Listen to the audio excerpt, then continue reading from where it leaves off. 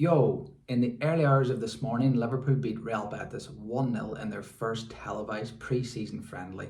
And in this video, I'm going to discuss how Arne chose to set up his team and how much we can read into it, the glaringly obvious midfield problem, and some of the individual performances from the game. Liverpool lined out in what on paper looked like a 4-2-3-1 structure, but it functioned more like a 4-4-2 or a 4-2-4.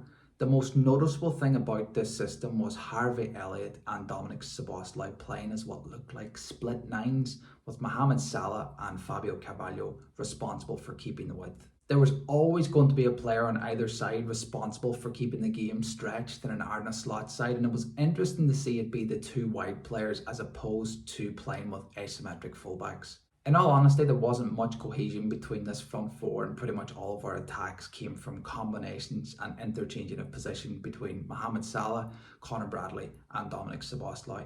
Salah seems to relish this idea of being more of a facilitator. Like we saw at times last season, his pass selection and weight of pass is brilliant. It is important that we don't read too much into the players selected to play in the front line, as we are without Darwin Núñez, Cody Gakpo, Luis Diaz and Diogo Jota. Also, it's highly likely that the manager is still experimenting to an extent. He hasn't had the full squad available to him yet, and I'm sure he doesn't want to show his entire hand too early yet either.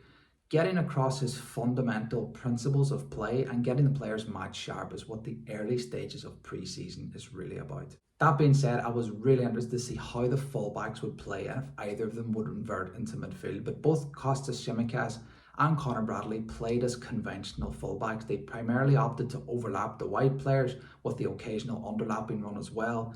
They seemed to be quite reserved in their attacking play for the first 30 minutes or so before getting forward with a bit more regularity after that. I'm not as enthused about this performance as most Liverpool fans, and it's for one reason and one reason only, and that's the midfield. Arne Slot likes to play short, sharp, vertical passes, but we gave the ball away far too often.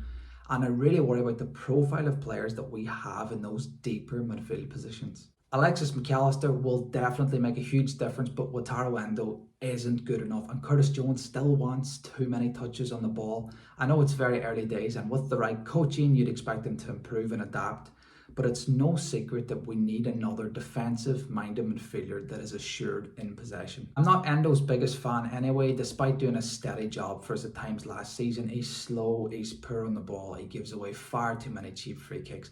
I genuinely don't think that he starts for any other team in the Premier League. Anyone who thinks that he was anything other than a panic signing is simply just lying to themselves. What I did like about the midfield was how compact it was without the ball. And we didn't look as overrun or ragged as a Jurgen Klopp team in defensive transition either. Having Harvey Elliott and Szoboszlai drop off to create a box midfield with the two deeper midfield players creates really good conditions for snuffing out the opposition as they try to progress the ball through the middle of the pitch. Also, having Salah and Carvalho providing the width and the fullbacks being a bit more selective as to when they get forward means that we tend to have more bodies behind the ball when we do concede possession. These are big pluses for me, as I felt that last season in particular, this Liverpool side had far too many end-to-end shootouts with teams. Before Trent Alexander-Arnold started inverting into midfield, him and Andy Robertson used to be responsible for providing the width when attacking, meaning that we were always vulnerable to long diagonals into the space that they had vacated. The plan when playing Liverpool as an unfancied side was really clear: sit deep, stay compact and counter with direct passes into those channels where one of Liverpool's central defenders would be drawn out of position to address the threat. On the individual performances from this game, I thought that Conor Bradley and Dominic Szoboszlai were the standout players from the players that started the game, but after Curtis Jones picked up a knock and had to go off after around 30 minutes and 17-year-old Maurice Nyoni came on, he was the best player on the pitch. I love seeing leggy midfielders who just want to drop the shoulder and drive forward with the ball. He was very positive with his passing and played the key pass for Liverpool's goal. A very exciting showing for sure. I'm really looking forward to seeing a bit more of him actually in the next few weeks. It was also a chance for Sepp van den Berg and Fabio Carvalho to impress, and I wasn't overly enamoured by what I saw. Van den Berg looked sloppy in possession at times, and Carvalho looked completely lost on the left-hand side. I know a lot of Liverpool fans want these lads to do well, and I do too, but sometimes you just have to say what you see.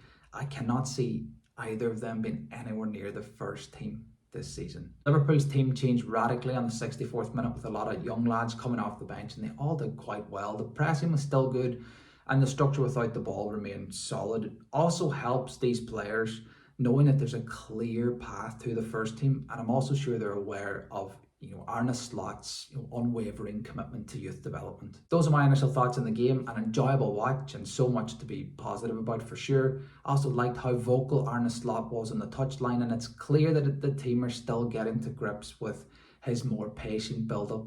But games of football are often won and lost in midfield, and that is my main area of concern at the moment.